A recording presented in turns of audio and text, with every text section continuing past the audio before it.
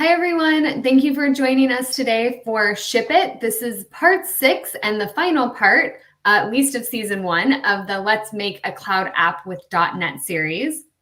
Before we get started, and I pass it over to Sam, I have just a few quick things to go over.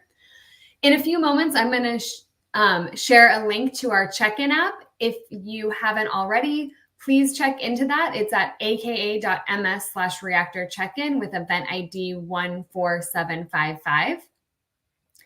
Please take a moment to read our code of conduct. We ask that you be kind and respectful to everyone, including our speaker.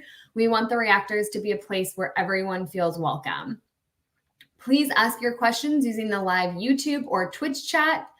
In the chat, I'll also be sharing some links to our Reactor Meetup page and monthly newsletter if you're interested in checking out what other sessions we have coming up. If you haven't, this will also be recorded and on our YouTube channel in about 24 to 48 hours. And finally, near the end, I will share a link to our Reactor survey. If you have a few minutes, we'd greatly appreciate your feedback. And I am now going to pass it over to Sam. Great. Hello, everybody. I'm Sam Ronsky. I'm a regional cloud advocate here at Microsoft. I focus mainly on the Bay Area, but what we're trying to do is empower all of you to build awesome things with Azure and other Microsoft tools. What we've been doing over this 6-part series is building this app that I have called Matrix Mesh. What it does is accept a series of transformation requests over a service bus queue, takes those requests, process them within Azure Function, does some math to either rotate, scale, or transform them, or translate them rather, and then pushes them back onto another queue. That's sort of what we've built so far. So what we want to do now is kind of ship it. That's sort of the goal here. So this is the end of this first part of this app. Obviously, there's parts on either end that could be added at a later time. So if that's something you want to see, let us know, and we can definitely put something together for that. It might give us a good idea to explore like some graphical stuff in the future. But what this is going to do is kind of be a compilation of different things we're going to do to kind of finish this. We've been focusing on building this MVP project that allows us to do this and sort of demonstrate its use and proof of concept, sort of prove out our tech stack. On the process of doing that, we've learned Service Bus, Azure Functions, and yesterday we learned about Bicep, so we could automate creating Service Bus. What we're going to be doing now is kind of wrapping all of that up and publishing this Azure function, which currently is only local. So this Azure function only runs locally for us, and it's only something that we can really use ourselves. We need to put that out in the cloud with our Service Bus, and then we can actually just constantly have something that is consuming and processing these requests for us. That should hopefully give us just a complete app. And so that's sort of what we're going to be doing today, is finishing all of this. I, again, am fairly new to these. What we're trying to do is kind of show a relatively, or hopefully relatively realistic approach to this app development process that we go through. And so a lot of this stuff has been relatively new to me. So we've gone on a few tangents and tried to learn a few different things. Service Bus, Azure Functions, and Bicep are all new to me. So we've been kind of learning them along the way and kind of figuring out how to integrate that with the .NET app that can do some business function. This app is intended to transform meshes, but this could just as easily be used in any other data processing pipeline that you might need. Maybe that's a supply chain, or maybe that's some order management system or something like that. This same style of implementation hopefully is something that you might be able to apply. With all of these choices, there's choices. And so it's not always clear what is the best choice. What we're trying to show here is sort of what choices I'm making and why I'm making them. Anyway, showed this long enough. We can kind of walk through as we review things. But what I want to get started with is publishing our Azure function. I think that's sort of the first thing that we need to kind of do. The cool thing, Visual Studio gives us help here. If we right-click this and click Publish, it's going to give us a wizard that will allow us to kind of walk through and publish these things. Again, I haven't used this, so I'm not entirely sure what I should be configuring or how or things like that. My understanding is this is going to set up a GitHub action for us and publish it that way. But we will see what happens. So we can select from the 3 different action configurations we have in our project. We have our pull request that runs on pull request against the project, our push infra, which actually updates that service bus that we created, and our push to main, which actually pushes to main. That's the one I think we want to work with. We'll see what happens. Again, all of this project is in Git. So if it doesn't work, we can figure that out later. Like it will just come back to us. So that's what we're going to be playing with right here. You can see a few of the settings are already configured or listed here. We have it triggering on pushes, and it's configured with the .NET 6 SDK. So if we click this, I think opening GitHub, show commit details, cool. Hosting, not entirely sure what that's for. Looks like setting that up for something. We'll figure that out. And then we have application insights secrets, which are going to be used to store our secrets in Key Vault, and storage, which is used to store configuration for our functions. So that's the three things we're going to be kind of setting up here. I'm not entirely sure how this whole process goes, so we're going to kind of play around with it and explore. But we have an existing application insights instance that I have already created for matrix mesh, so we're just going to select that and work with that. We should already have the connection string. I believe that's auto-populated for us. And then we can, is it? Yeah. All right. And then we can continue here. And this is going to give us a list of what's going to be changed here. So we have our application insights is going to update our app settings in Azure. So these are the things that get injected into your environment so you can actually access them. Things like connection strings for service bus and things like that. And then the NuGet packages, it's going to add NuGet packages to support all of this. And then we can finish that. And I believe, yes, we get some errors. Failed to resolve profile resource ID, things like that. So let's set all of that up, which I believe is coming from here, this hosting thing. So I need to figure out how to fix that. The other option we have is just to roll this ourselves, to re-roll this entire application ourselves, or re-roll this deployment process ourselves. Both of those should be relatively straightforward. I'm not sure which one is the best option, but we could just go and set up a Azure function plan. I believe that's the name for it, and that will give us a way to just kind of host these functions for ourselves. I'm not going to be introducing this into Bicep. One of the things we're running into with this project is time restrictions. This is effectively a 10-hour project, so we've only had basically a day of dev time to really build out and create this demo. And so there's shortcuts that have to be taken in order to do that. And so what we're running into here is we need to kind of solve those problems in the time period so that we are actually delivering the final product, even if that's creating technical debt and doing other things. Same thing you're going to have to do if you're creating this project. You're going to be taking out that technical debt and trying to solve all these same problems. So let's figure out how to do this. Connected services, let's actually just go and figure this out. Can go here and do Azure Functions, publish Visual Studio. That might work. Publish Visual Studio, and try to find ourselves a tutorial to do this. So publish to Azure by importing publish settings. That could work. Or develop Azure Functions using Visual Studio. Both of those are probably good places to start for us. So let's figure out which one we want. For us, this is not like a basic Azure function. We've taken this a little bit beyond the HTTP function. And so there's just a little bit more going on than your first function might have. Again, we're kind of learning and experimenting as we go and trying to get to this app, kind of working on that. Create the publish settings file in Azure App Service. Is this what I want? I don't know if it is. So this will get us a publish profile, which we can then import, and that should, I believe, populate this stuff, this hosting information. Because that, I believe, is what is missing and causing these issues. So we can explore there. Get publish settings from Azure, import the publish settings in Visual Studio.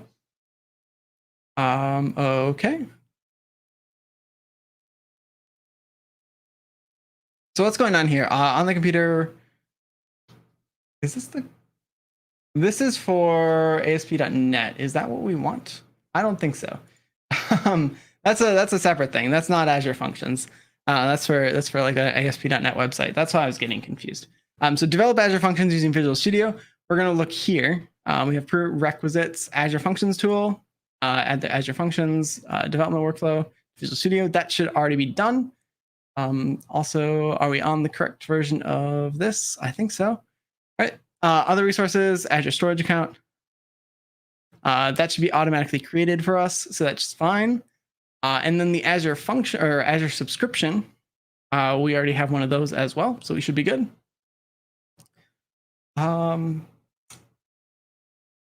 Then update tools. That's Visual Studio 2017. I don't think that's what we want. So let's go and try to find this. I think the best thing we can do here is actually skip this.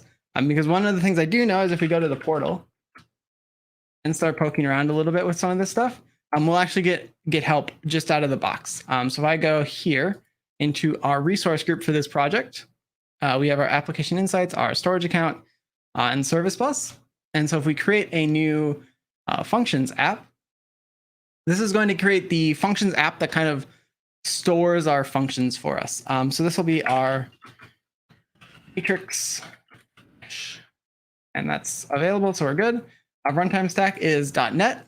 We are going to select .NET 6 because that's what we're developing for. If we choose one that is lower than this, we're going to probably run into problems because we're using .NET 6 features. And then the other thing, I am developing against US West, and so I think we want to try that and see what happens there.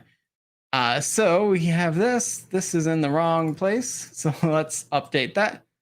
There we go. And change our region back to West US 2. There we go. Cool. So we're publishing code. We are not publishing Docker containers right now. So that's what we're going to choose. We have our Azure Functions, and we have the runtime selected, so we should be good. Let's go to hosting. We have a storage account that we need. I already have one that was created for this, so we already have a storage account. If you don't have one, you can just create a new one, and it will automatically create a storage account for you. Then we need to select the operating system we want to run this against. I'm going to choose Linux. And then we want a consumption-based plan. While this is intended as something that like demos prod and things that you might actually publish, for us, this is still very much an MVP. So to keep costs down, consumption plans are what I'm going to choose, which means that we're only charged based on how much we actually use this service. So when we're actually testing it, we'll get a little bit of cost, but we won't get recurring monthly costs, which will be much higher. So that's what we're going to focus on right now. This cost thing is maybe not something that I can give too much guidance on, but it's going to be very specific to what your situation is. So keep that in mind when you're choosing that. And then networking preview. This is for non-consumption based plans. So we go to monitoring. We should have some application insights stuff already configured. So I believe this is the one that I created. For whatever reason, I called it matrix mesh functions. If I want to just double check, we can go and open this resource group and see we have an application insights instance for matrix mesh functions. Application insights is an extension over Azure monitoring, which gives you the ability to kind of monitor applications, what resources they're consuming, how many requests are coming in, things like that. So this is actually going to give us a little bit of telemetry so we can know if we're like not getting any requests, for example. Useful case for that is if you have a pretty normal spike or trend of usage. If that changes too much, it can be a good indication that something is wrong. Maybe not always the best way to identify things. Hopefully you can identify errors before that. But if you're running this, it can be a nice thing to kind of see how many people are requesting this, how many transformations are we doing in our service. So that's what we're going to do. That should automatically hook that up for us. And then tags, I do not believe we need any of those. And then we can review and create this. And so if we create this, hopefully we're going to get a function plan or an app function. And so what this is going to do is kind of be a place for us to host all of our functions. So we can drop new functions into this and start running them. So this kind of gives us that environment. And then from here, we'll actually be able to run these things. So once this finishes, I believe it will give us some extra feedback and we'll actually be able to run this. So there we go. Go to our resources and we can just click on next steps here to create a function. We've already created the function. The function already exists. So we're already past a bunch of this stuff. We've kind of already done a few of the steps, but that's sort of what we're working with is we have created an Azure function project. We've done that, create a function. We've done that as well. This is for an HTTP trigger, which probably is the best place to start. And then run a function project locally. We can already do that. And then deploy to Azure. So this is using Visual Studio Code to do that. So let's see if this works. Let's just exploit. So deploy to function app, Azure Functions. Let's just try that. So if we go to our project, open up our function, and just click deploy to functions, deploy to function app, matrix mesh. Create new function app in Azure. Does it not know if it exists? It might not know that it exists. Hold on.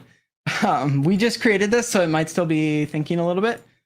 So let's escape out of that and give it a little bit of time to think. And instead, I'm curious what the next thing we should do is. So we have this. This should hopefully give us a way to and the Azure Functions panel. I did not see that. Let's go and double check here. Visual Studio Code has a bunch of these icons that will start popping up if you start installing a bunch of extensions. I believe this was going to send us to the Azure Functions. There we go. And then we want a... Oh, this is interesting. Okay. It doesn't have all of my subscriptions in here. So that could be part of it. I'll explore that and we can kind of troubleshoot this. A big motivation for doing this entire project is it kind of hopefully helps helps us understand and helps me understand how this process works. Because it can be really easy when you have access to certain resources to miss certain things and think things are easier or clearer than they might otherwise be. So that's sort of what we're trying to explore here. If I open this, I believe it should give us a bunch of resources eventually. Actually, it shouldn't, because that's functions and we don't have any of those. So never mind. Instead, let's try this. Where is my... I think I hit it. That might be part of the problem. Let's do Azure Sign and see where this sends us. This might be a slight mistake. So I'm gonna put that over there just for now, just so I don't show too many sign-in details during this whole process. There we go. That didn't help. All right, cool. What? Well, this is actually kind of useful. It is telling me a bunch of things that we should probably know. So that's good. Little confused why only one of my subscriptions is here though. So let's double check here and see if I can slip subscription. There we go. And get the other one. Awesome. Now it makes sense. Okay. So if you're unfamiliar with what I'm doing there, if that looks like a hotkeys, Control-Shift-P is going to open this menu for you. And this is like different functions inside of Azure or inside of Visual Studio Code that you can access. I was just searching for things. So subscriptions is going to find anything with subscriptions in it. And then you can choose the one that makes sense. Any extension can add these, or you can add your own with your own custom extensions. So that's sort of what we're doing there. I must have just configured it so this wasn't showing up. So that makes sense. Let's look at our functions and grab matrix mesh. And so if we go in here, I want to create a function for use of Visual Studio Code. Yes. So let me, before I do any of this, we're going to undo some of this, I think. Looks like there's some App Insights configured stuff, secret stuff. Let's undo this. This is from tinkering in Visual Studio. So let's just get rid of those. It should be fine. And then we can just go over to our main and we're just going to start from scratch. And so this will hopefully give us a way to kind of just iterate over this stuff ourselves. So let's create a new branch here, publish function. So this is going to give us a branch to work on publishing our function. And then what I'm going to do is in Azure Functions, we're going to actually rely a little bit on Git to detect what's going on with some of these special things. So if I click this, initialize project for use of Visual Studio Code, yes. And so that changed a few things. So let's actually go and look at what it changed. So we have some tasks that got added. So tasks are helpful things that you can do to run against your code. It looks like we have a clean, a build, a process, clean release, and publish, and something else. So a bunch of different options here. And so what it's doing is running command line arguments. So that's the command it's running. Command is .NET. So it's just running .NET in our terminal. And then passing in each of these arguments as one of the things. So .NET, publish, et cetera, et cetera. And so that's sort of what we end up getting here. And that's how these work. There's a bunch of other information that we probably don't necessarily need to go into. But that's what this file created does. It gives us those options. Settings. I do not know what this is. Deploy subpath looks like it's where it's going to be deploying from. Project language, that makes sense. And then the pre-deploy task, it looks like it's going to be, so this name matches this task here. And so I think what we're going to do is see this publish get run when we run these settings.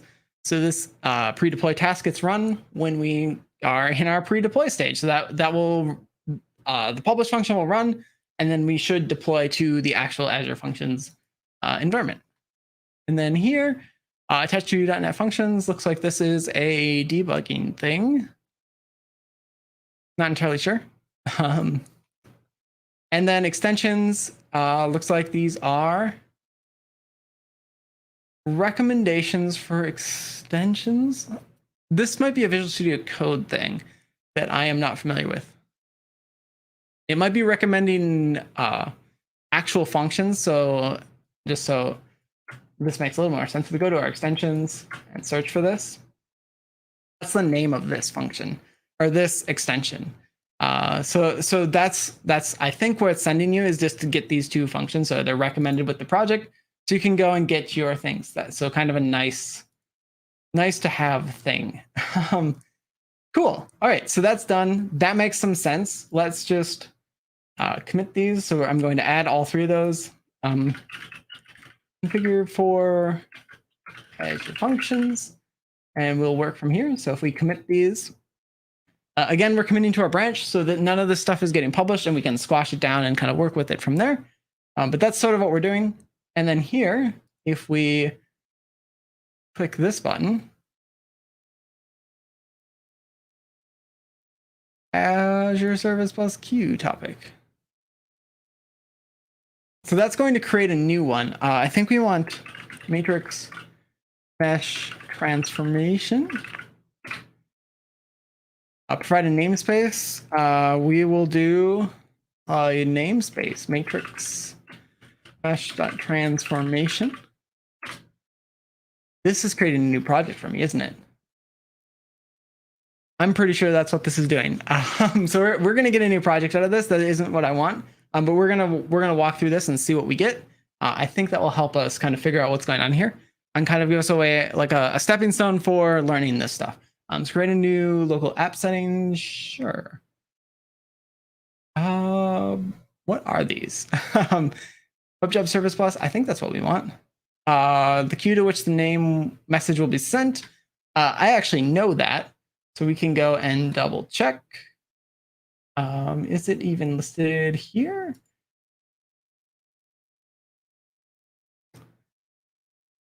Doesn't look like it. Let's go and find that. So if we go into our local app settings, and then into our function, it's a better place to go. We will see we are running this queue function. That's the one we want, because that is a separate function. So this one is the matrix transformation requests. That's the name of the queue we're going to be working with. And I think we're going to see is a brand new thing get created.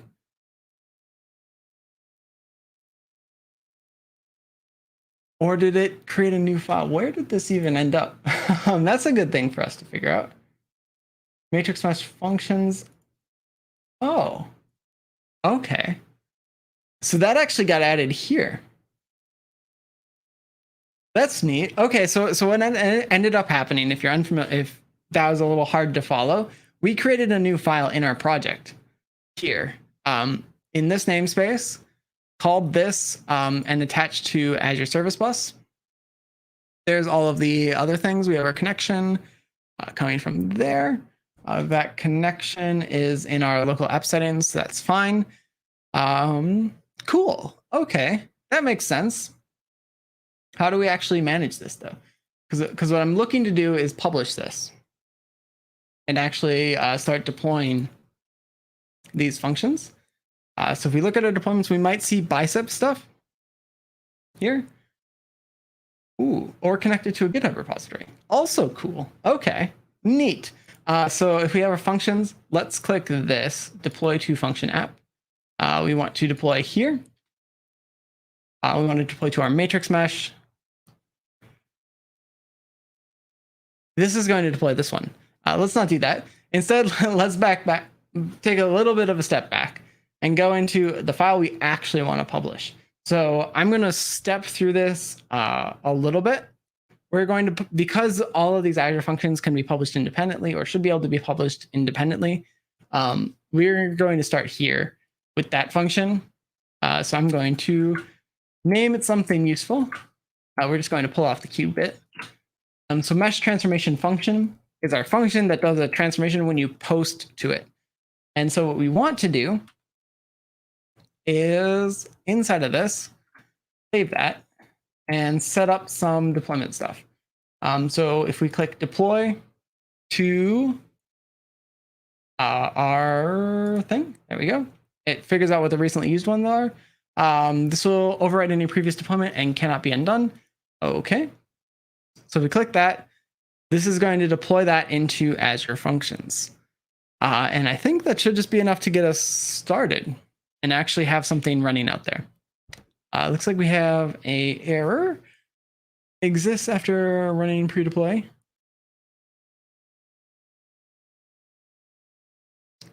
All right, let's double check what ended up happening here. Cannot declare instance members in a static class. I believe this is from our template here. Yes, so let's just get rid of that, that generated function we had. And let's try running that another time and just see what happens. Press any key, that goes away. So if we click here, just to double check, this is our post thing, cool. Reuse the previous ones. And do we have any deployments? I don't think so. And let's run this. So we should be fine running this over and over again. We are doing changes against Azure, which isn't in Git, so we might lose some things there. But as far as our code goes, we should be fine. And one of the advantages of something like Bicep or Pulumi or Terraform, those infrastructure as code things is we would actually get some assurances that we could actually restore our infrastructure as well as our code.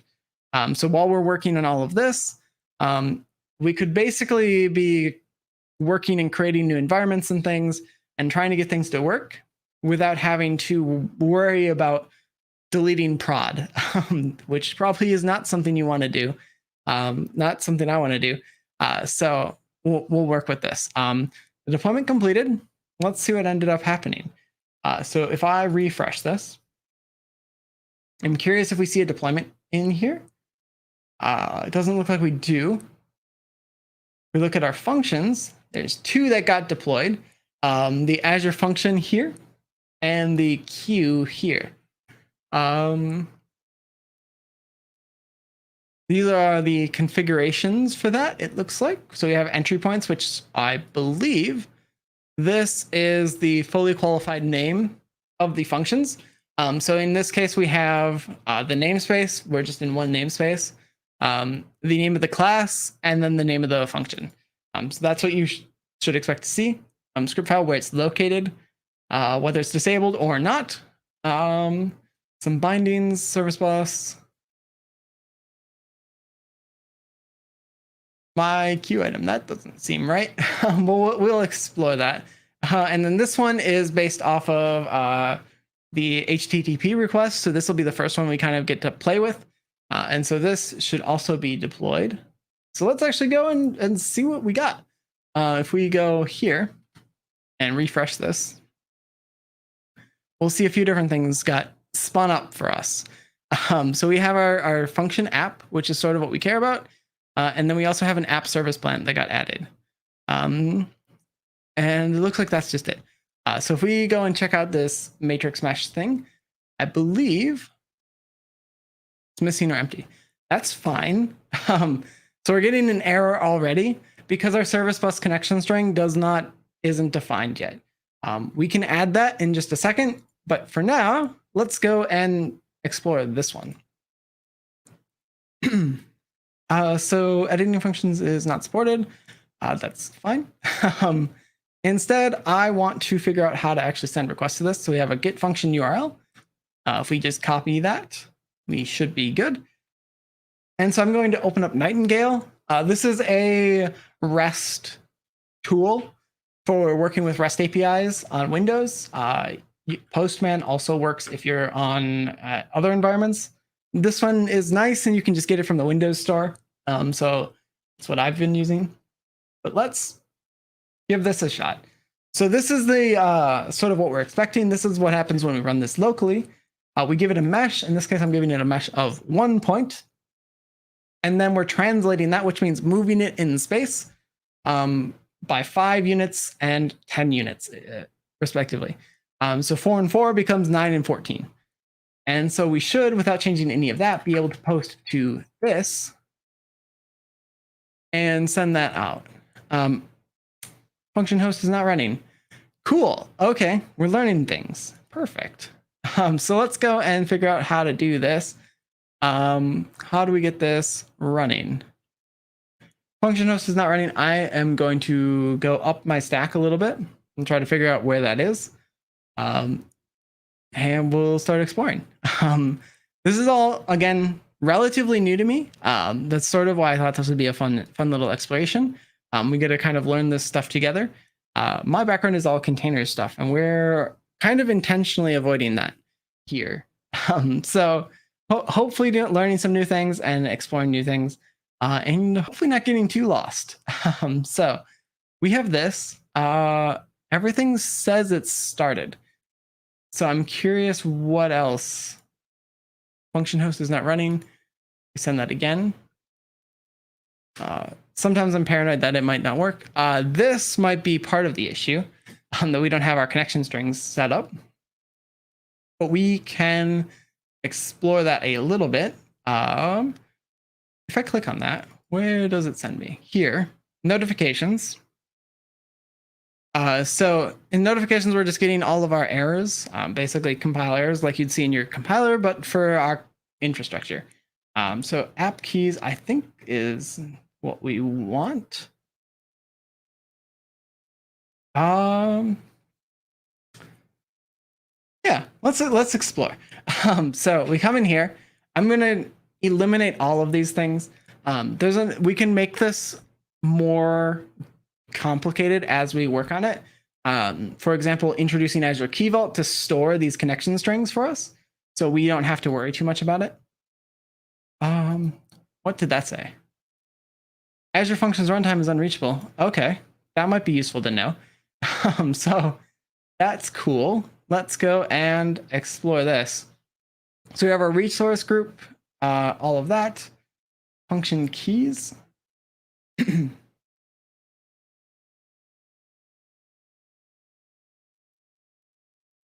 be used to access this function. Okay, that's not what we want. Those are used to actually access it. When I posted out to Postman, we had this fun little string here with a code. That's, I'm assuming, what's used to actually access it, so you don't just have anybody accessing your Azure Functions without having that key. So if they have a URL that they need a key as well, it also gives you a way to like recycle them. So you can re-roll those keys if you get somebody who you don't want to call them. Again, demo, so we're being a little bit less strict with those. Depending on your needs, you might want to be a little bit more careful. So home, that's not what we want. Let's go into our Azure Functions. We have our app keys. That's where we were. We have the app files, and we have our configuration, which I think is what we want. And so we have a whole bunch of things here. The one we are missing is our Azure Functions service bus key, which I have here. Again, these are secrets, so don't share these. When we were developing this locally, we used local settings.json, which is ignored explicitly here. So it won't be published to Git. So it's sort of intended as a way to do these settings locally. We're going to take this connection string for our Azure Service Web Job and add it to this configuration here. So if we go there, add the name, and then go and grab our, totally lost my train of thought. There we go. Grab this and paste this fun thing. There we go. Just one set. Cool. So that should add our service bus configuration. So we can save these. That will restart the application, and hopefully once this restarts, we don't see that error anymore. We should no longer be getting errors that that key is missing or we can't be connected.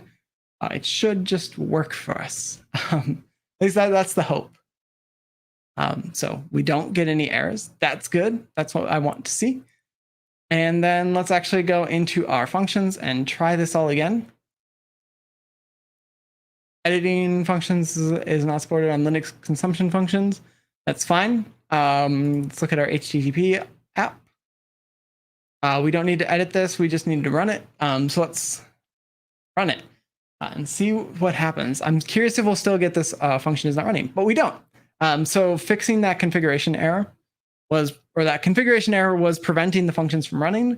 Removing that means that it's now running, and we can actually go out to Azure and process this.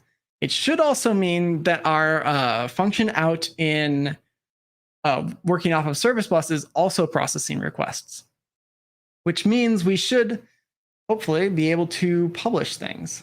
So what I'd like to do now, just to kind of validate that all of this whole process is coming together, is double check that.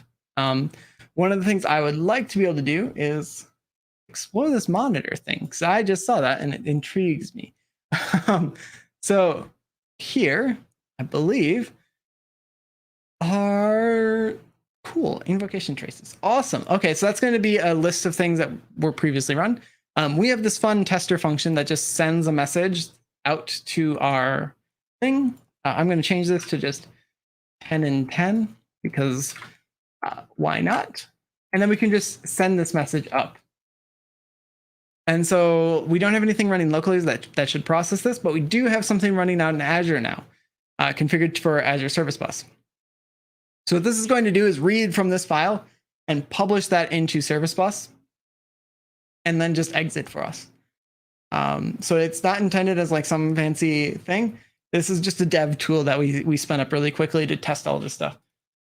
Press any key to end the application. Okay, done. Cool.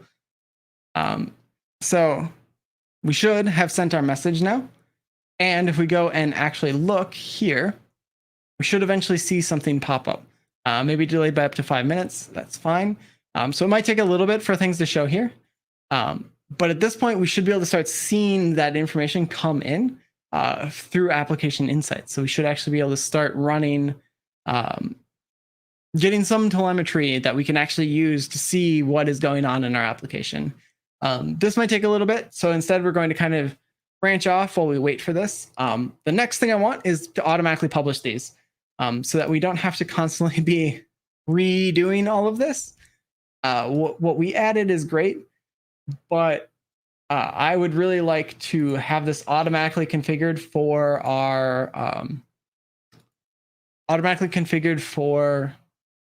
GitHub Actions. So this just gets pushed for us. So we're going to just rename HTTP trigger. Now we can start doing that GitHub Actions stuff. So we already have a GitHub action that was kind of built for this. Push to main was kind of intended to do this. What it's doing right now is restoring our project and testing it. Now we can kind of extend that, make sure things have passed their tests. And if they do, if all the tests are green, then we can start actually publishing things. So that's what we're going to be looking at now, after we double check this again and keep going. All right. So we're going to, there's actually functions for this. So GitHub, or actions for this. Getting my names all messed up. Azure Functions, GitHub Action. I had this pulled up later, but we're going to figure out how I found it. Use GitHub Actions to make code updates by using this. I believe this is what we want. Is this in our Azure Functions stuff? Yes. So this is an Azure Function walkthrough tutorial that was going to kind of walk us through how to actually set all this stuff up. We should already have things like Azure authentication set up because we already were working through that for a separate project for the bicep stuff.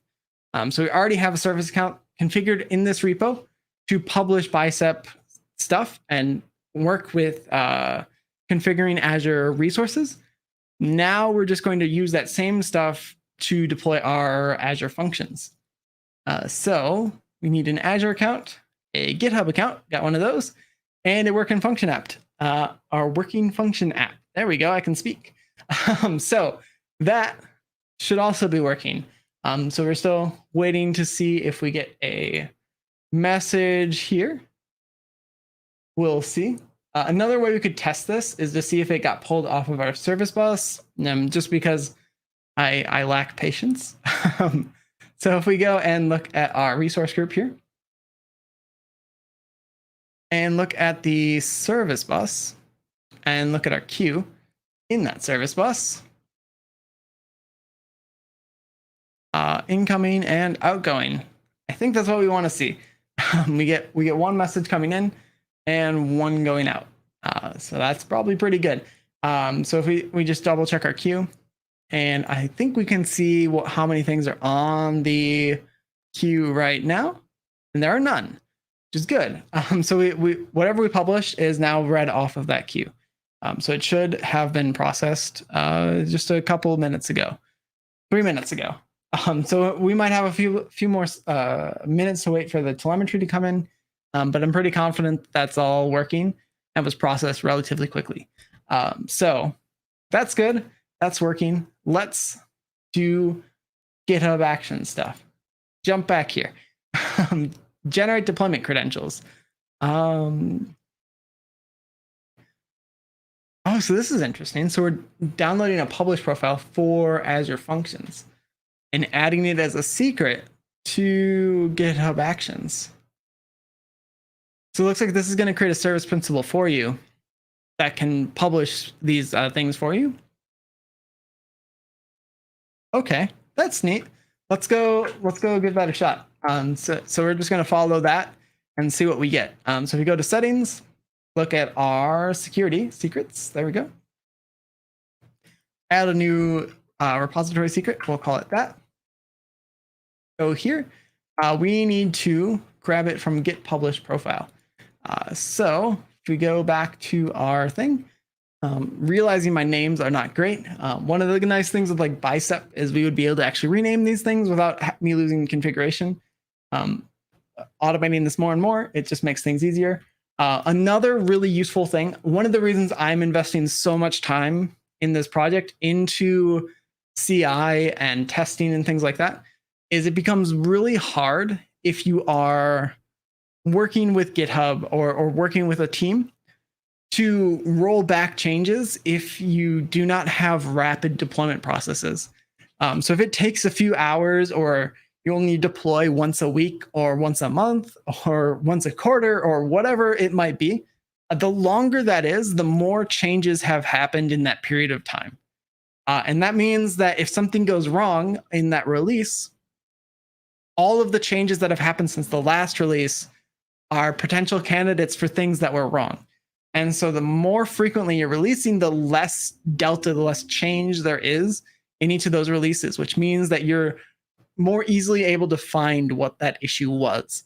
It also means that you lose less and can roll those changes back and maybe delay them by a day or two to kind of keep things stable and keep things moving. So that's just one of the nice things, and why I'm focusing so much on this, is it makes your applications a little bit more stable, a little more maintainable, and it makes your entire development process a lot more agile. You can move a lot faster if you can deploy really quickly, because you get to get those changes out and get to see what is happening really quickly. So that was fun. What was I talking about? GitHub Actions. We need to get our deployment profile, publish profile. There we go. So we're going to download this. That's going to be our publish settings. I'm going to open this. Perfect. I was really concerned that was going to show up on my screen there, but it did not. So we're good. And there we go. Cool. And here is our publish profile.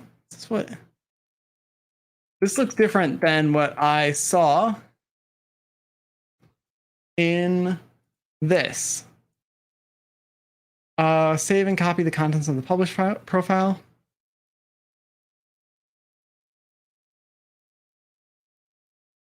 And paste the contents of the publishing thing. Okay, this is interesting. So it's showing Azure credentials, but we are using the publish profile. Can now authenticate to your function app. Just so there's less confusion. This is the publish profile. Let me see if I can format this. I don't have an XML formatter. Okay, never mind. But this is XML, which isn't JSON. So that's interesting. That wasn't exactly what I was expecting. The demo shows JSON. So we have a bunch of different things going on here. FTP stuff to upload the profile stuff. Let's keep continuing through this and we'll see. And I'll make a note on that and we can make that a little clearer. So create the environment. Setup.net, that's good.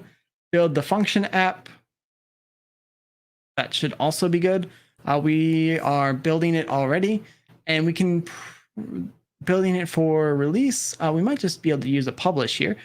But .NET this. So what it's doing is, first off, there's some cool things in here. Tangent, but useful. If you're working with directories, especially if you're working with multiple directories, you probably are using CD to move around. So CD ... will take you up a directory. There's two others that you can do. Your directory stack is actually a queue. So where you are is actually a queue that you can actually work with. So pushd and popd are ways you can actually interact with that queue. And what that does is pushes a new file onto directory onto that queue, or pops one off of it. And so you can actually use that to navigate around. So if we push D 201, we're now in 201. And then I can continue to move around. So let's go into SQL.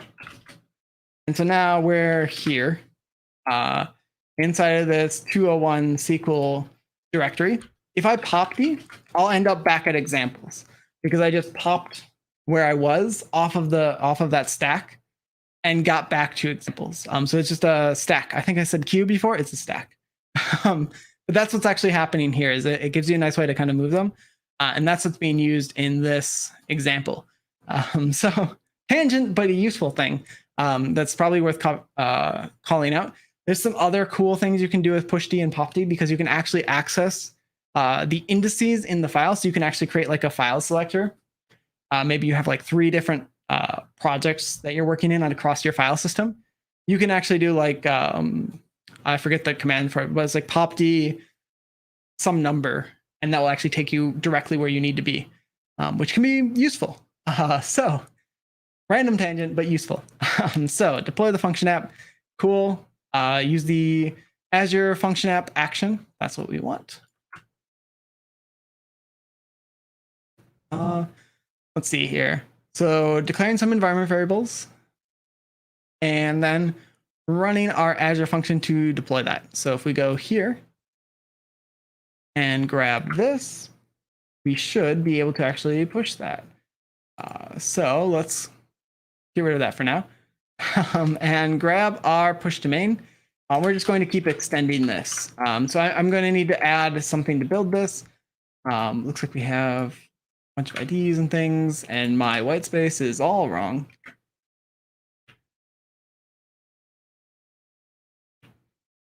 Sure. YAML's fun, but we're getting there. Cool. All right. So Azure function app name, function app or function app package path, and function app publish profile are all things we need. So we're going to add this function app publish profile into our GitHub secrets. So let's do that while I'm here. Copy and paste. And then we can put that in GitHub so we actually know what's going on. And I believe the other 2 are not secrets. Again, I'm going to be re-rolling these secrets after this project is done, which is tonight. So don't share your secrets. It's not fun, and it gives people access to things. If you with this, you can go and create functions and delete functions and things, which is this is a production app or handling your business. That's not what you want. That's really, really not a fun time. So please be conscious of that when you're playing with these things, and just don't show these or include them in code or things like that. So now we have that Azure function app publish profile. We also in here they're using a few others: the function app name and the function app package path. Both of those are not secrets. They're just coming from up here. So what's happening is there is some definition of our app for environment variables, just giving us a nice way to publish these things. So if I go up here, we can just add these to our own application. So default to the root directory. Function app package path. We'll probably want to change that. Give it a publish directory. Then we have the function app. What were we calling this? Matrix mesh. There we go. Function app name. I think that's what we were calling it. We'll see. We can go and check. Function app matrix mesh. Cool. So let's just call that add. Give us both of those, and then we're publishing this. This is using an output folder, and we actually aren't building our project. We have a build step, but it isn't actually run. So we should do that. So let's quickly grab that build step as well from here. So in this case, we navigate into that. Oh, that's actually clever. Okay, so I've never done this in GitHub Actions before, but each of these, the way GitHub Actions work is it's a VM. Each of these jobs is a VM. And so each of these steps is executed sequentially to do specific things. And it might be a TypeScript function, might be a Docker container, something to build your environment. What's happening here with the run is they're pushing and popping things. What that should be doing, if I'm understanding this correctly, is actually keeping the directory outside of this step at the same place. So typically if we like CD'd into this, that would be persistent through other steps.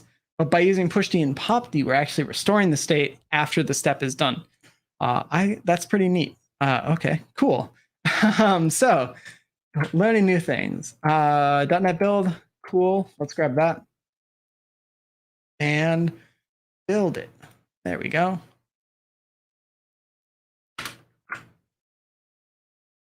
Build, store, matrix mesh project. So maybe we can actually just do this. So what's happening here is we're building and testing our tests. Let's actually split this off into its own separate thing. So we're going to do name. Is this what I want? Maybe. Let's explore this. Name. Test.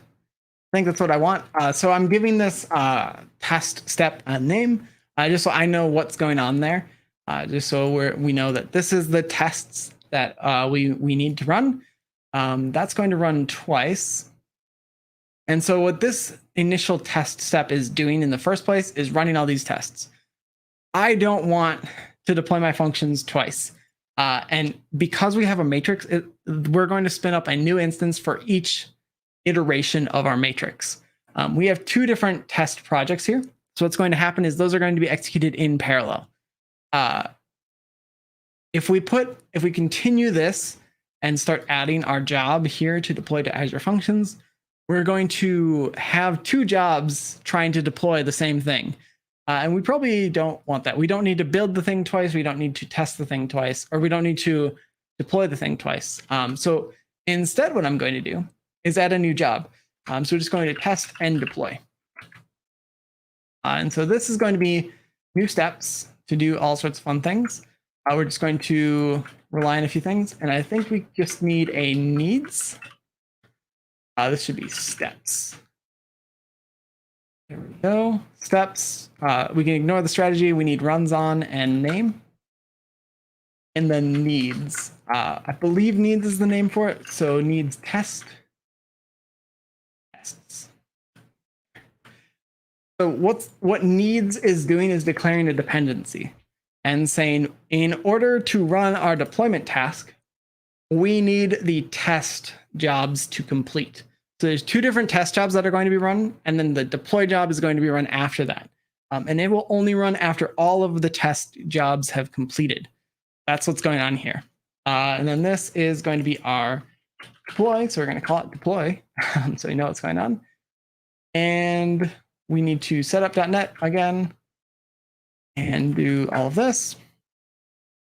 There we go. All right, so we check out all of our code, set up .NET, get .NET 6 going, and then we build and deploy.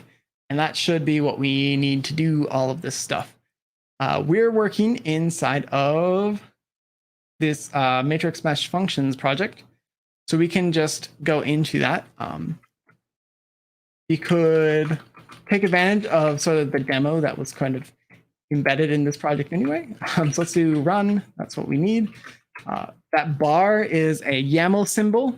So what this is meaning is we're doing a multi-line string afterwards. It's going to allow us to run multiple commands, sort of without having to do weird things or like inlining them. This is our build functions. Yep. So we're going to build it. We're going to push D. We're going to move into a directory. which is going to be called matrix mesh functions. There we go.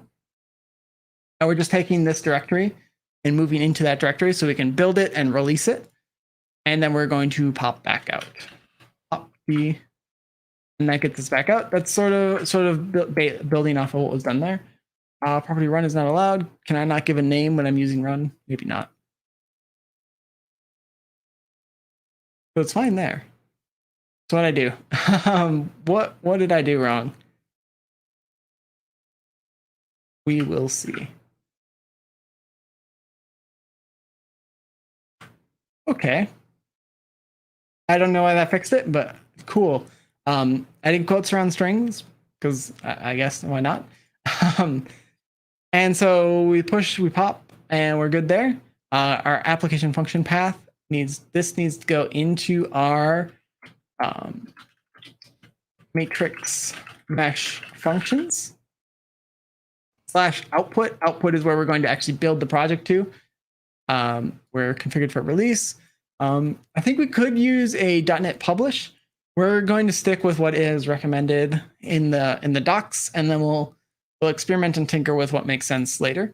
But that's sort of what I'm building off of. So we have our package here, our Azure function app name, which should be coming from right there.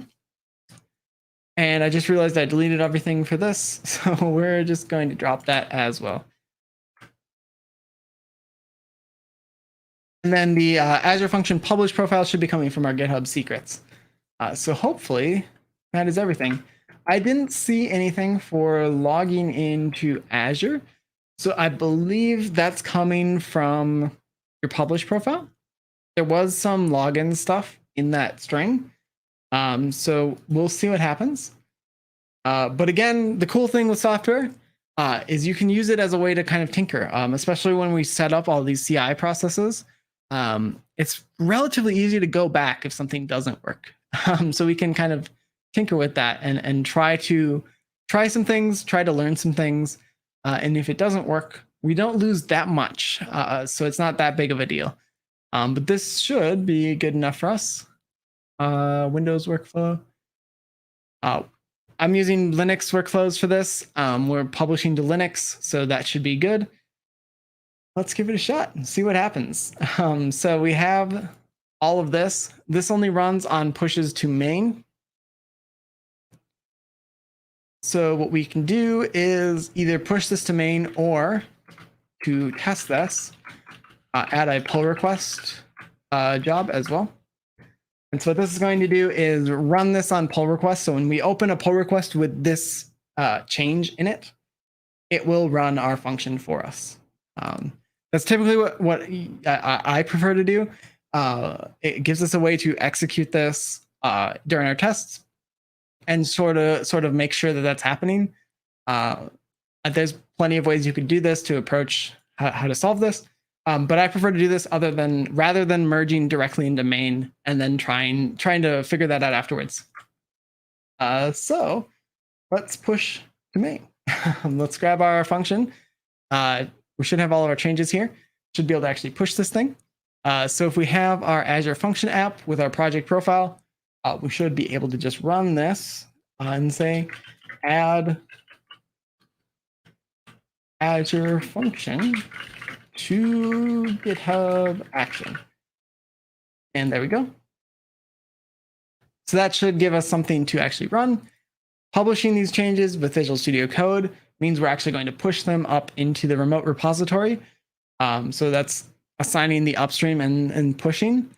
And then here we should hopefully see that change come through. And so we do. Publish function, we should be able to run this now. So if I create a pull request to actually merge this into my main branch, we should see that job kick off to actually run and execute our function and actually start testing this. Validate pull request, test, validate main, validate pull request, and validate main. Is this what I expect to see? I think so. I'll need to double check. But we're running 2 tests, and I'm wondering if I got that correct. Validate main. Let's go up to our actions. We have two actions that I kicked off. Our publish function. That's wrong. Our validate main function and validate pull request. Those are coming from here. If we go into this, look at our three things. We have this, which is our pull request. So when there's a pull request coming in, we have our push infrastructure, which is deploying infrastructure, and this one, which is validating our main application. And so that looks like what I'm expecting to see. Validate main and validate pull request, rather. Pull requests opened, publish function, cool. So if we look at this, there are two jobs that completed. And this is sort of what you can start to expect when you start having these more complicated things get put together. This one failed. But in this case, we have two jobs. These are our two test jobs that got run. And then we have our deploy function. And I realized why we had two of those running. One was from the push, which shouldn't be running against that. And then the other one was from the this project. The pull request that we opened. So there were two actions that got taken, and we triggered an action for both of them.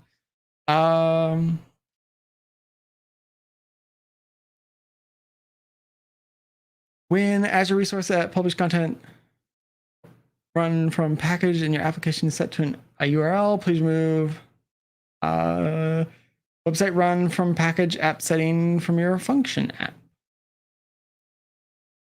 Okay. Not sure what the best way to fix this is since publish profile is detected. Okay, so what's happening is it's zipping up the project and sending that off to Azure Functions to run. So zip deploy the website run from package. Let's go and double check this. I think we need to kind of just quickly check what's going on here. Configuration. I don't think that's what we want.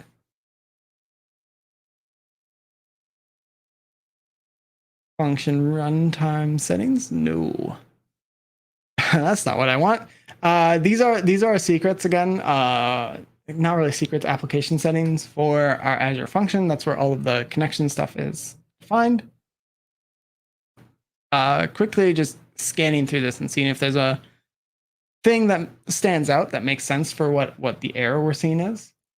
Otherwise, we can explore a little bit more. Website run from package in your function app is set to a URL. Please remove.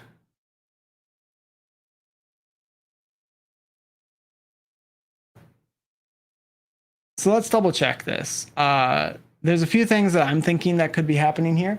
One is we actually have the document kind of showing up in our inside of our application. So it's showing up inside of the configuration, inside of this thing. So let's go and see if that's the case. So website run from package. We might not find exactly this, but I'm curious if we do. So let's search. No. All right, cool. And then the other thing, website. So, that's not going to be very helpful, is it? That's really hard to see. So we have everything on one line. That's not ideal. But we have this. Let's go and double check this. I'm curious about maybe I skipped something in here because I was going relatively quickly. So if we scroll back up, a working function app on Azure with the GitHub repository. We have all of those. Download a publish profile, create a GitHub secret.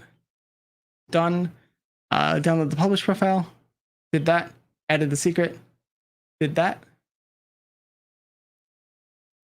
Then create the environment. Build the function app. And deploy it. Okay. So let's quickly take a look at this function. kind of walking you through my debugging steps because not entirely sure what's going on. And so this is going to give us a little bit of a chance to look into what this means because I don't really know. So if we go to github.com/ the name of the function, we will end up there. Again, there's a few different things going on here with GitHub Actions. If you're unfamiliar, this is where it's located on GitHub. And then the other bit is either going to be a git SHA, which is sort of a unique identifier, unique-ish identifier for the changes for that commit. So that will actually pin it directly to a specific commit in the repository. That's ideal if you're using some third-party thing that you have some trust in, but not 100%. Ideally, you'd like fork it into your own repository. But if you're just using somebody else's action, using a commit SHA is probably the best way. It prevents people from changing it out from under you. The other two, what's happening here is either a tag or a branch. Those are like the three options you have: either a branch, a tag, or a SHA. SHAs can't really be changed, but tags and branches can. You can either delete a tag and re-tag it with the same thing, or you can update a branch, just push something new to the branch. So those are sort of the three things that are happening here. But that's how you find, at least that's how I find what's changing here. So if we go and look at this end-to-end sample workflow, cool. Let's take a look at the Linux one and see what I missed. So this is the sample Linux thing.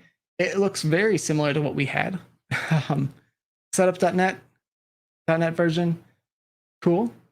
Bash, moving into the directory, changing everything, publishing it. We have our app function, and then I can go back here.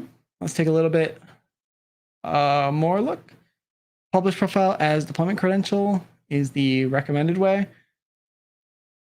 Open and copy the contents.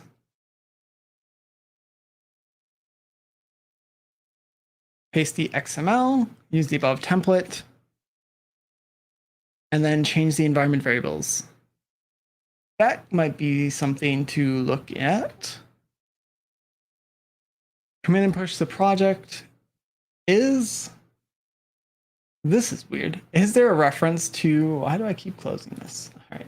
So let's go and grab this file again. I keep closing it, but that's okay. Is there a Azure? No. Okay. That's good. Was just curious if there was a reference to like some of those environment variables. I don't think there is. Cool. So I'm going through this really fast, just kind of trying to figure out what's in here. Neat. Okay. So that's all of that. We're going to ignore that because I think that's fine. So if we go here, kudu zip deploy method is used by the action for deployment of functions. Maybe we need to set that up for deploying things, deploy from a zip file or a URL. Curl, that's not what I want. Okay, that's going the opposite direction. We're looking for a more managed solution. This is the less managed option. So that's not what we want. This could be cool to look into at some point. So zip deployment. Do I need to configure anything? Because that's what that action is using. It says it's using a zip deployment. So here we should be able to see if we need to change any configurations, because I think that's what's happening based off of this error. Website run from package in your function app is set to a URL.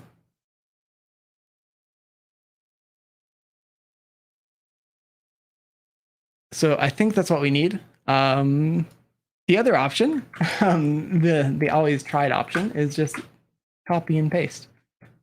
Zip push deployment here. And I saw just quickly in the thing, what was the thing I was searching for? It was this. Here we go. Website run from package. We're just going to copy that and search on this page for that. So website can be zip deployment integrates with this feature, which you can enable by setting the function app setting website run from package to 1. Okay, so let's do that and see if that fixes it. We shouldn't actually need any code changes to do this. We should just be able to change the function configuration and then be good to go and just rerun the action without having to change anything. So let's give that a shot. So we need to go into function app settings, which is somewhere.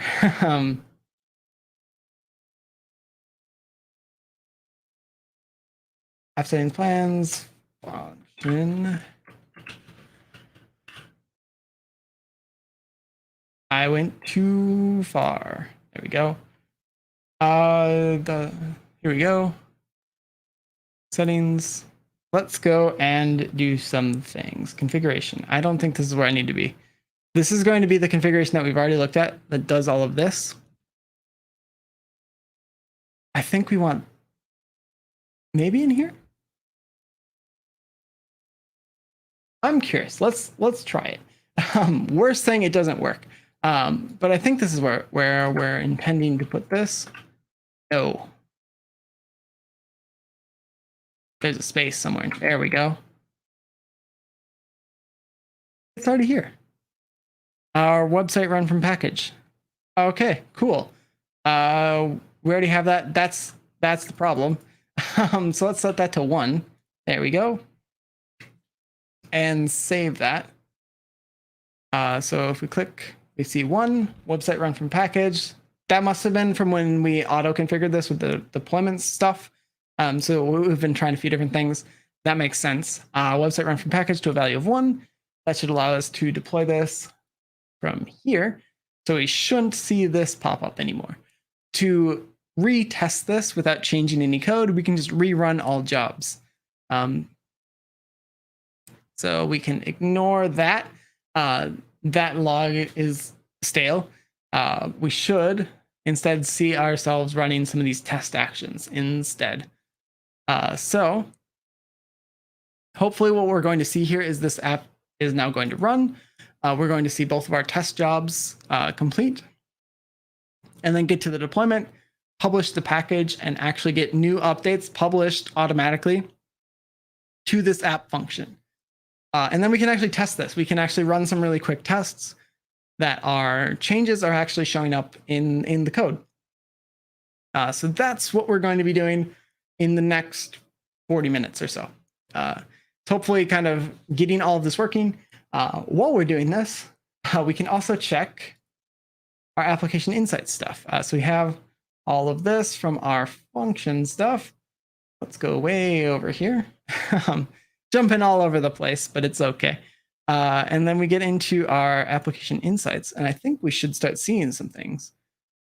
So server response times, failed requests, server requests, we have 2. One for the HTTP request and one for the service bus request that we had.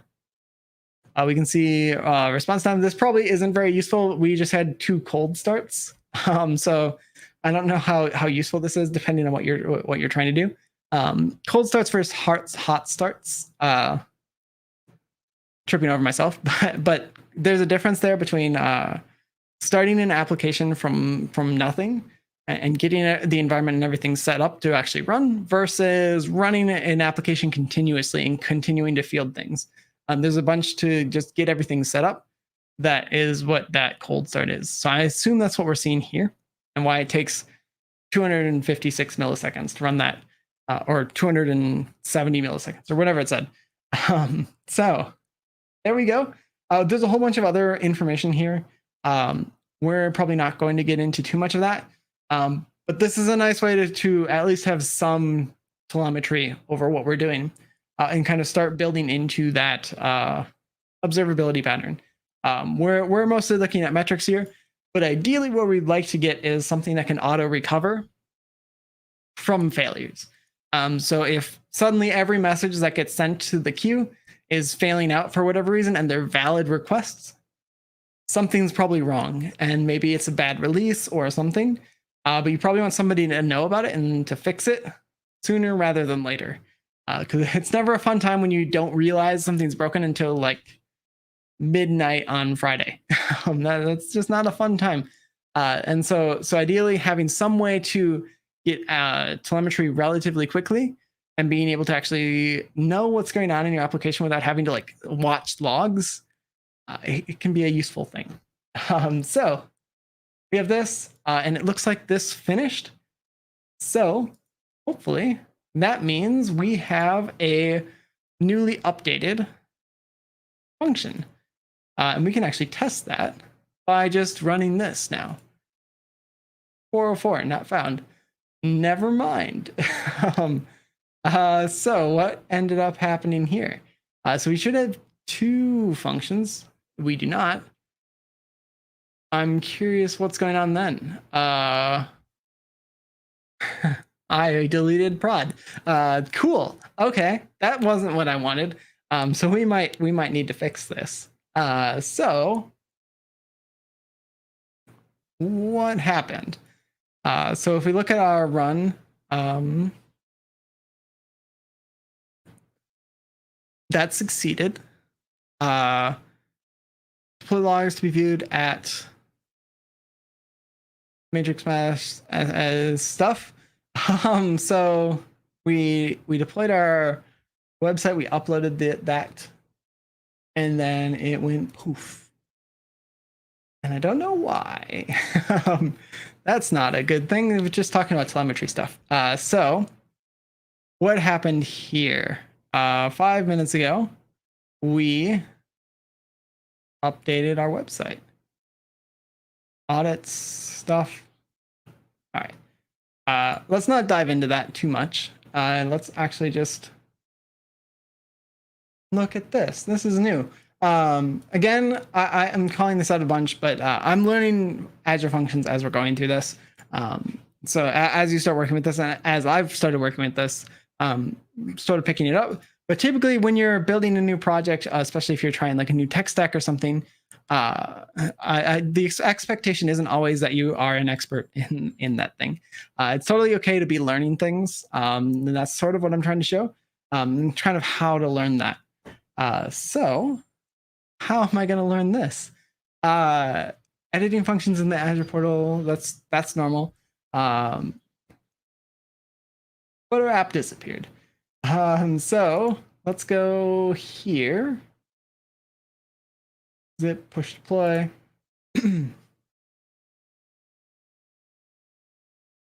So we deploy this thing.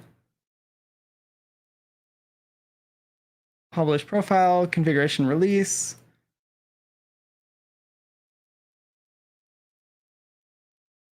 That all seems fine. So I'm curious if we uploaded something that we didn't intend to, which is very possible, or I did something else that I shouldn't have done. Also, I'm a little bit curious. What's going on here? We move into this directory and then we output it, and then we're still in that. Okay.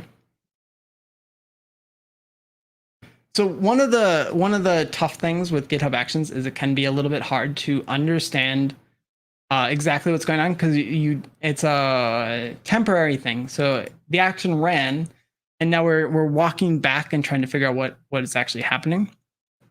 So this is actually going to be an interesting look at how I'm going to figure this all out. We'll archive that into this as a function app content, and then uploads it.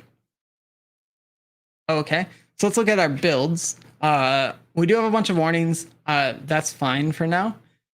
We built this into matrix mash output, I believe.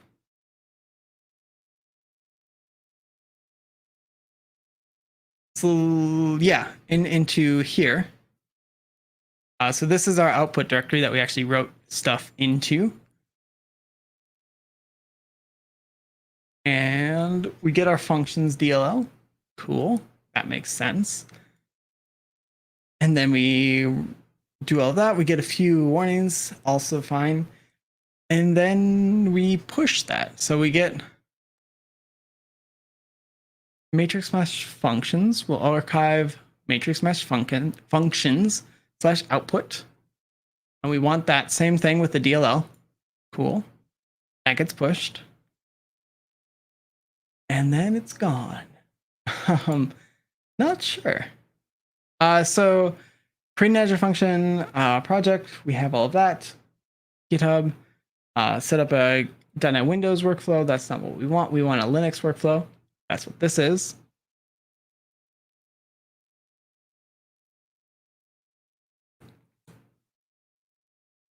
I need to double check push to main. Is this the right thing? Yes. Run Azure Functions action. We're going to call this publish Azure function. Cool. Publish profile is there. App name.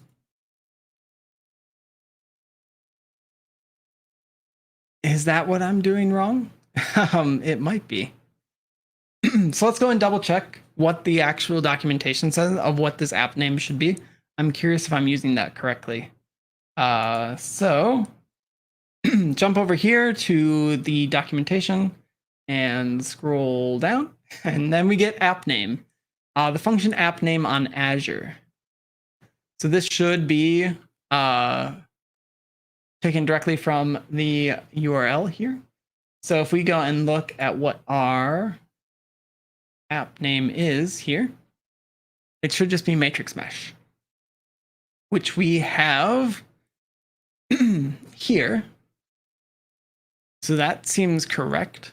Our publish profile should be fine. Not entirely sure. We automatically generated that. And then our matrix mesh function, we're pulling that in from the output here. And so that all seems correct, I think. But I'm curious what's going on with this thing, because we're moving back up in the directory and then we're still using the existing one. So never mind. I see what's going on. This function is going in. All right, that makes sense.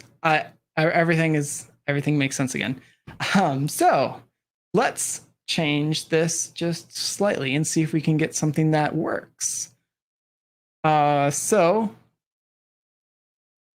we moved into our matrix mesh function, built it, outputted it, and now we need to publish it. So we're looking at the output directory. What I'm going to do instead, just before this, is just add a really quick debugging thing, just so we can kind of test this. So we're going to do that multi-line string again, and I am going to call this ls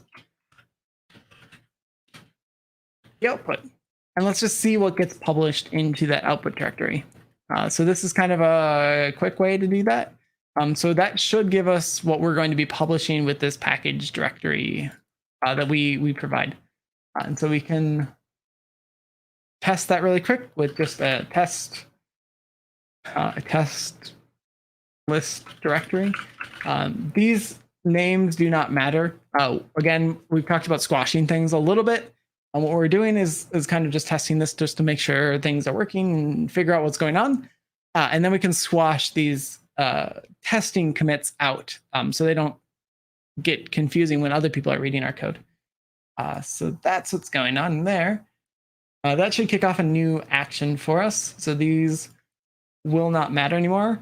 Because we updated the pull request, it should trigger a new action. So we're looking at publish, validate main. There we go. So that's going to run those two, and then we'll get our deployment. I think that might give us a little bit of a better idea of what's going on. We might also consider pulling out the tests for this, just so because they're taking time. It's like half a minute, but that's still time that we could be testing this.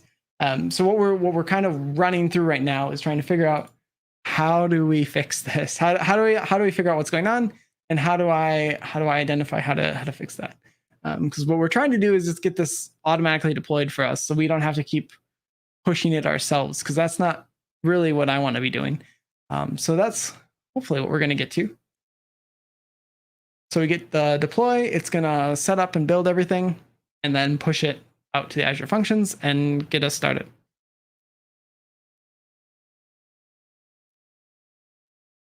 All right. We're building things, and then that will happen. I'm going to jump around a little bit and just take a little bit of another look here. This is looking at how to deploy. Next thing, learn more Azure and GitHub. Never mind. That's going in. That's next steps. So automate resource deployment and functions in Kubernetes. We aren't using Kubernetes yet. Run from package.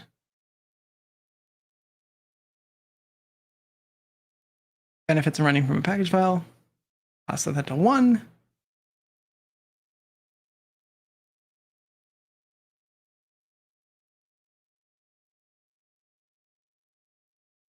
I wonder if I should remove that directory, that setting.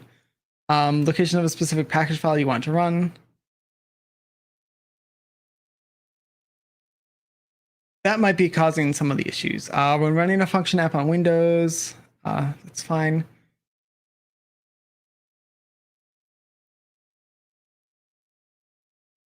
Yeah, that might be the next thing we want to test if that doesn't work for us. So we're going to go and check our functions to see what happened. Still empty.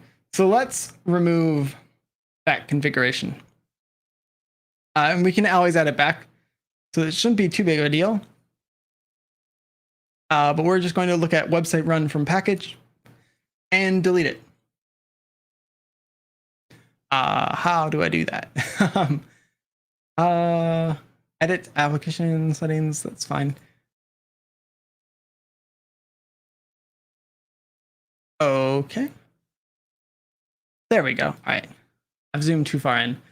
So that's gone now. We should be able to save this and be good to go. We do lose that setting. So I'm curious what'll happen. I think from what I was just reading there, it sounded like that's a Windows thing to set it to 1.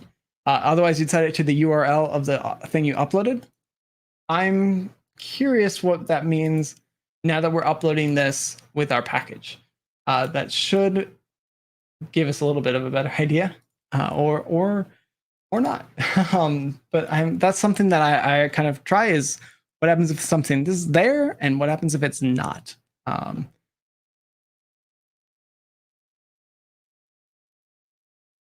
But yeah, curious there.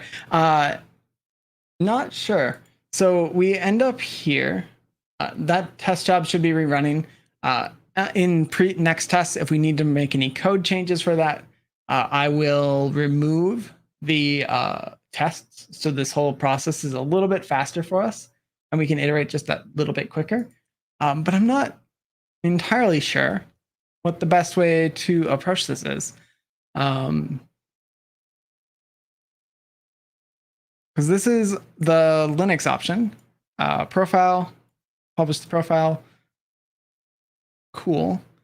But there's some setting in the like 3 different options that we chose to kind of set this up, whether it's Visual Studio, Visual Studio Code, or the portal. One of those has something else going on, or like the combination of them has caused some interesting things that's causing a little bit of friction here. So I will take some notes and try to smooth that out a little bit. But let's see here. Running our deployment, building the functions, the slow part, and then pushing things. So I would either expect this to fail because it did previously, or it looks like it's succeeding. We're getting 200s, so that's a good sign. and then we'll see what this actually does. I'm not entirely sure, so we'll see. But I'm a little, unsure. This will be something that I need to kind of go and spend a bit more time looking into and figuring out what's going on here. So let's go into our thing and look at our functions and see what's here. Nothing. Okay. That's not exactly reassuring, but that's okay. So I've created a GitHub action that deletes all my functions.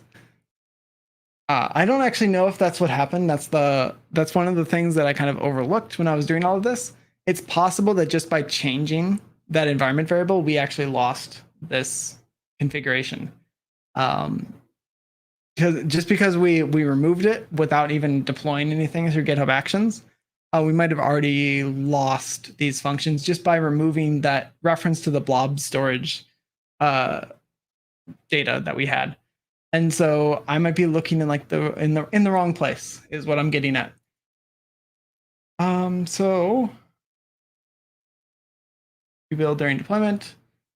Is there another setting that I should have enabled here? Also, feel free to call out if there's suggestions that you have here.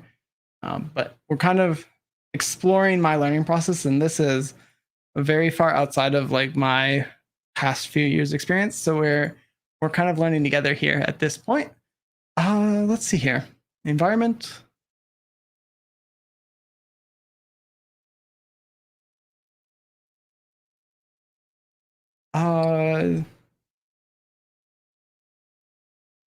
So this is talking about using the service principal we created to publish this. I'm curious when you'd use one versus the other.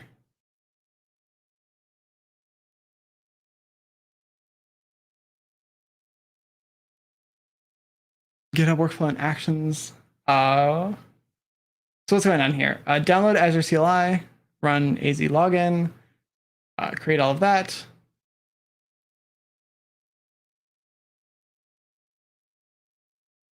Is supported for Azure Public Cloud. So this is talking about then doing a login, I think.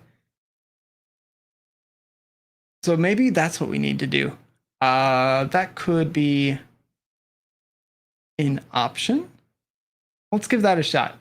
So I'm going to quickly drop some of this stuff, just so we're not running a bunch of extra stuff that we don't need. We're going to remove the tests while we're testing this. Weird naming overlap, but anyway. And then we can go here, grab our, I think it's pull request that we were using this. No, infra. There we go. And then we want our AZ login, our Azure login credentials. So this will actually log us into Azure. And we can just put that during our setup, just when we're doing all the setup stuff,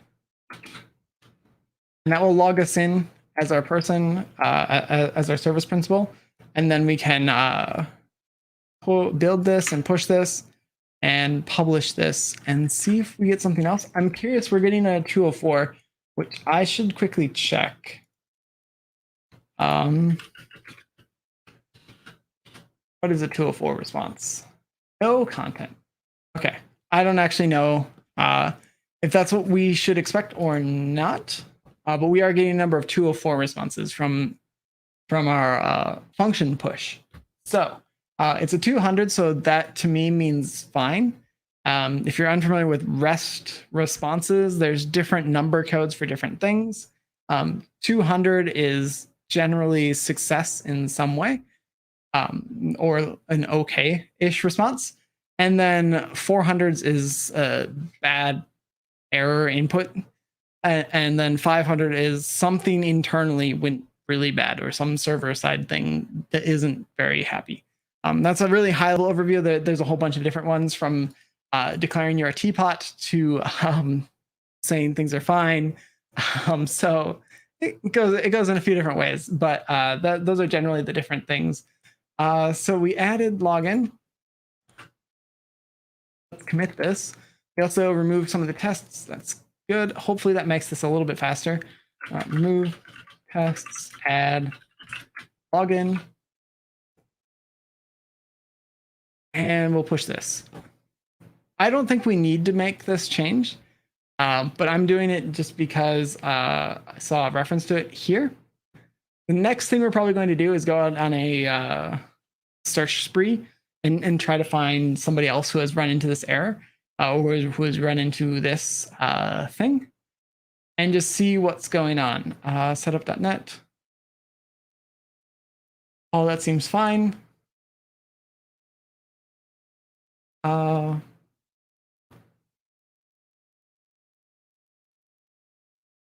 If you don't want to resolve the dependencies in the GitHub workflow, and instead you want to control the dependencies in Kudu, enable works.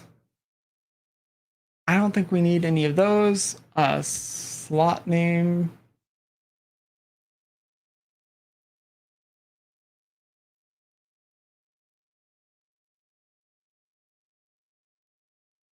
So the default package is just a dot. That's probably not what we want. We've overridden that, so that should be fine.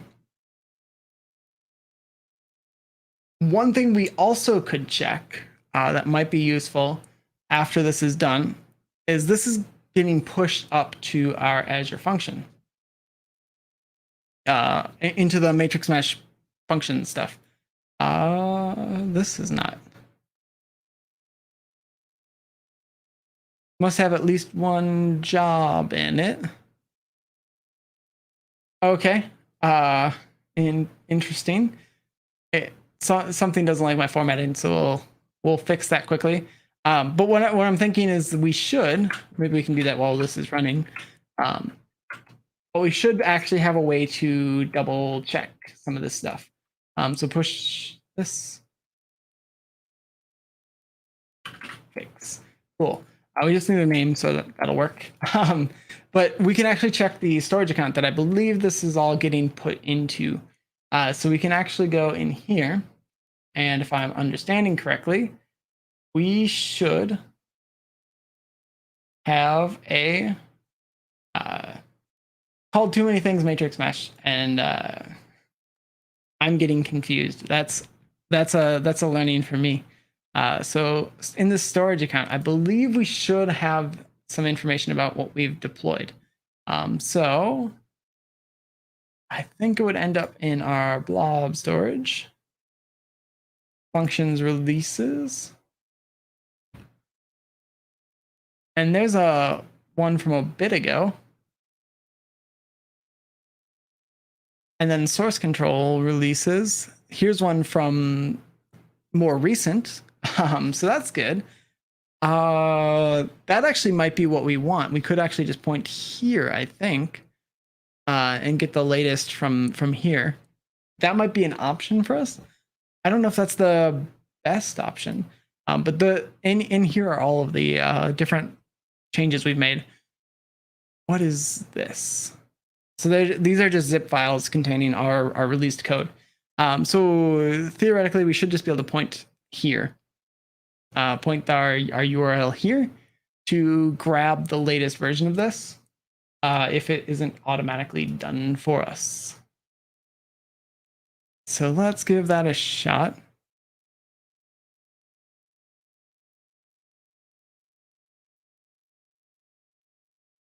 Must contain at least one job. Oh, that would help. This can't exist. So we can add all of that back, but I need to comment out the needs because we have a dependency on something that doesn't exist. So fix. Again, the short commit messages are just to move us forward. They do not matter. We're going to remove them later. So just getting past that point is sort of what we're aiming for, rather than being really descriptive, because nobody else is going to see those in the end.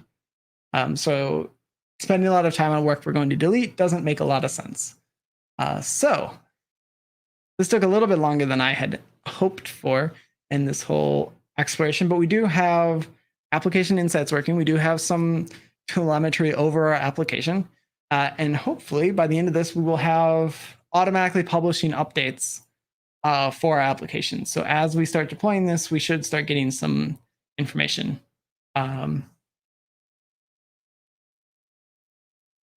So we will see what's going on there.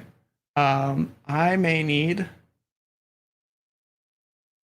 now that we kind of, I guess actually now that we know that it's actually deploying the thing, do build during deployment. No thanks.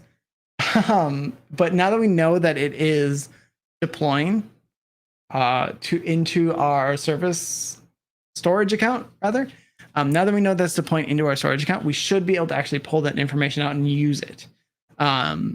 So we kind of have a little bit of a better idea of what's actually going on here.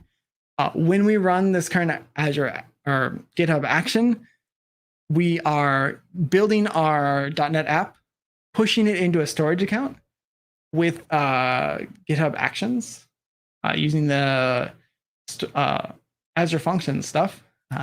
Lots of names, but that should actually get pushed over there. And then we just need to figure out that final link to connect both of them. So there's the publish thing. And maybe I just inferred more than this is actually doing when I was reading through this quick. GitHub action to make things. Scroll down here. And this is called run, so I guess not. So let's actually take a quick look at this, look at our overview and functions, and they're back. Awesome. Okay. So everything's back and we're actually publishing things, which means that I can undo a lot of the testing stuff that we were doing. And this is now working. I'm also curious. We saw that we had the web configured URL. I'm wondering if that got updated here. And no. Okay. Interesting. I'm not entirely sure where it's discovering these functions from anymore. So that's something for me to go and learn more about. Kind of just the nature of learning this stuff. But that actually gets us GitHub Actions publishing our functions and running them for us. So we have a full CI for this, and with a little bit more of time investment, we also have automated infrastructure. We could automate this Azure Functions setup as well. So the Azure Functions, our Azure Functions are set up through Bicep. Our storage, our service bus is set up through Bicep. Our storage account is set up through Bicep. All of that is just handled automatically for us. And then any pushes to main just automatically update everything for us. And we don't need to think too hard about it. And we don't really need to spend a lot of time in this portal. It's just all happening for us. So that's sort of the long term. Admittedly, getting to that point is not always easy. And it can be kind of complicated and require a lot of investment to kind of do that. But we've kind of explored a little bit and kind of got to do some of those different things. And hopefully I can now hit our service again. So this is the new updated service. Let's just quickly, before I do any of this, before I revert too much, let's get this to where I want it. I'll undo all of that. And now we run our tests and then we deploy things. But also, let's go into our functions and change something really quickly. So if we do just the functions, just on a post, I think. Yeah. Let's send back some message. Okay, object result with our converted mesh. Let's change this a little bit. So we have our converted mesh. Let's do converted mesh points add end. Sure. I believe this is a enumerable, so this will get a little bit more complicated. We need to do something like this: converted mesh dot points equals our converted mesh dot points dot append. We're just going to append a new vector2 data with X equals something and Y equals something. And so if this is all working, when I commit this change, once the GitHub action has run, we should now get a different response. So instead of getting this with 9 and 14, we should get 9, 14, and then 0, 0 as a second response. And that kind of shows that we can actually do like live code updates and kind of ship new things as we change them. So let's add both of these back. This just reintroduces tests. So there we go. Add test code change. It's going away, so I don't know why I typed all that out. But anyway, by syncing this back up, it should trigger this job again. And so we should actually see this run. But that is, I think, getting to sort of the end. We can walk through and get this final test just to kind of prove that everything's working. But that gets us our entire application sort of working. We have something that can work with Service Bus. We have another function that does the same thing with an HTTP request, just for testing mostly. And then we also have a bunch of testing libraries and things. We got to explore a little bit more about .NET 6, like file scope namespaces, things like that. And what else? We've done some GitHub Actions. We've done some infrastructure as code with Bicep and automation there. And yeah, I think that's mostly it. There's a lot more we could do to sort of expand and explore this project more. It's kind of intended to be able to plug into something like a game, because it's really what this project is doing is very similar to what you might get here. So here's another mesh. This is in Unity, but you can actually manipulate your meshes this way, and except this one has more points.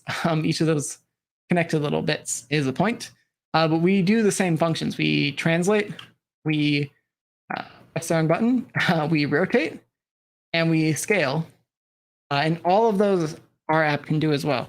And so we can play around with it in a lot of the same ways. So that's sort of where we've gotten to. This should be running now. So let me go see what that is.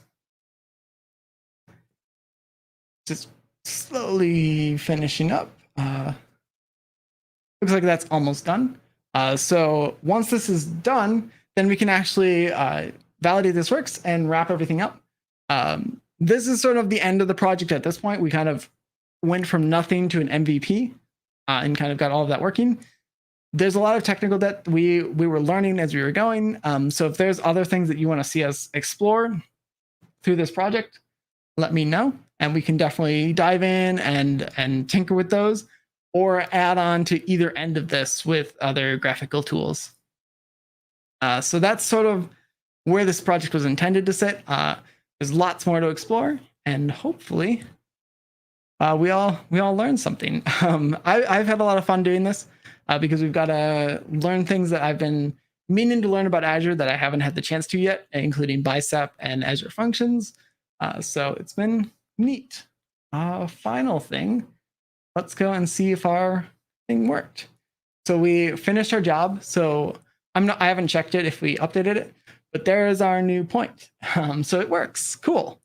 So we now have our new point getting added automatically to our Azure function.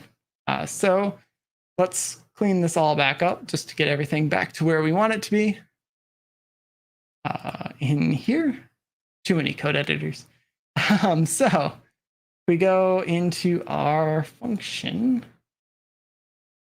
We can remove this append, and that's all good.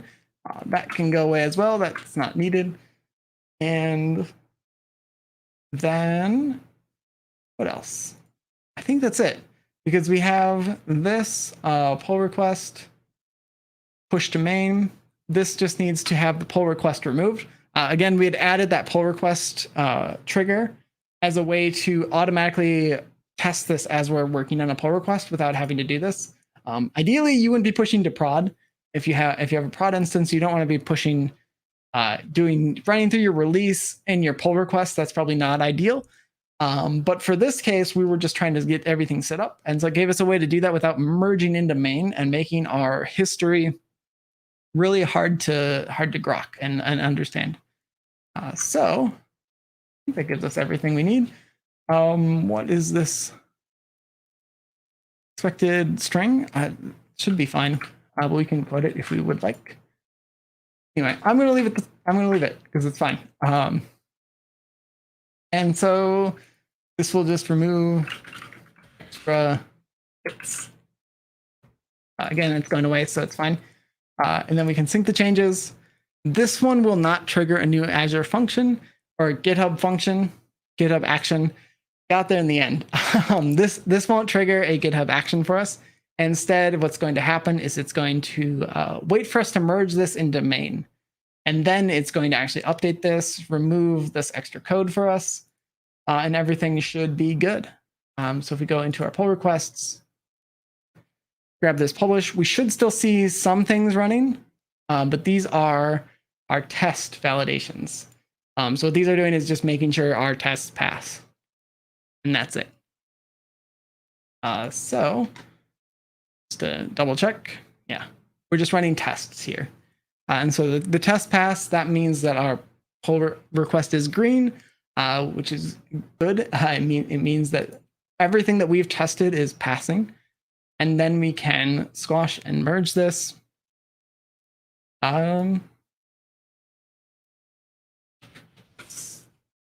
Automatically deploy to Azure Functions when merged with main.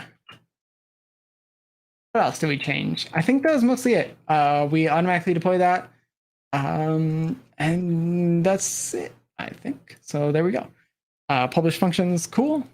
We can delete this branch, get rid of our previous work. And now we should see the action get kicked off, this time for real. This is sort of the real thing. You might want to trigger this off of a release, for example. You don't necessarily need to publish every new commit.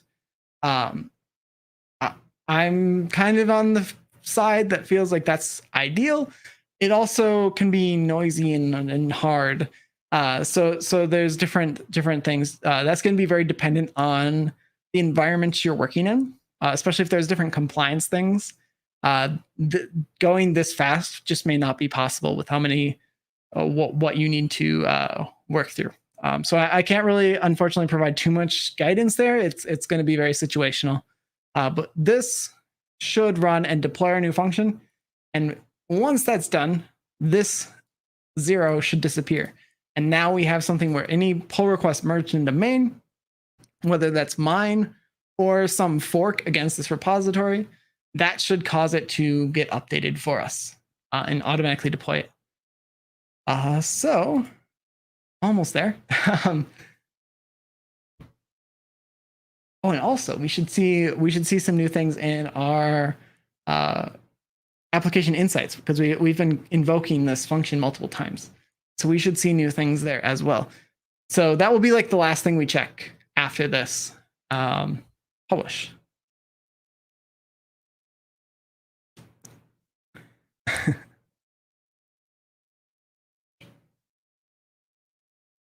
All right.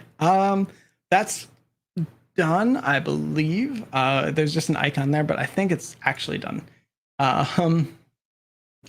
So let's double check. There's a quick way to check if this has been updated. And it has. So we're running the new code because it doesn't have that extra 0 appended to it. So this is now updated again because we merged into main. And then finally, we can kind of see a little bit more about what's happening in our app. We can look at application insights. This is the configuration for that, not the thing. There we go. But this is going to give us a little bit more.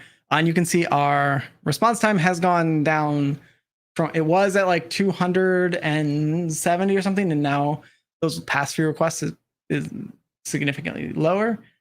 We've had a few requests. Obviously, this is not as interesting for a starter application. There's just me just making these requests so that there's not as much happening here.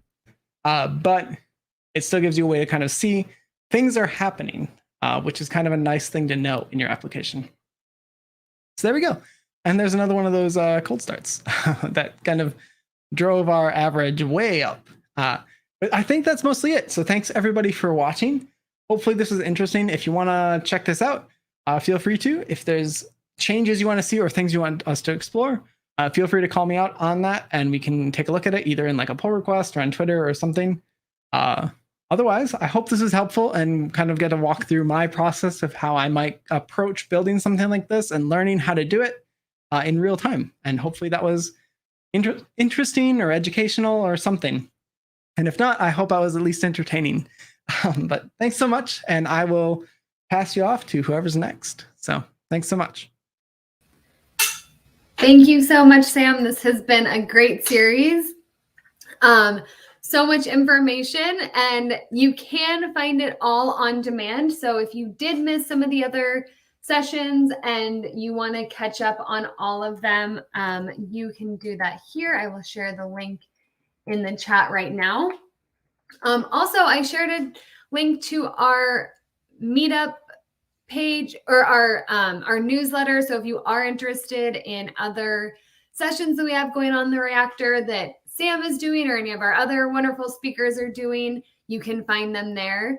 And we hope to see you again soon. So thank you again so much, Sam, and have a great day, everyone.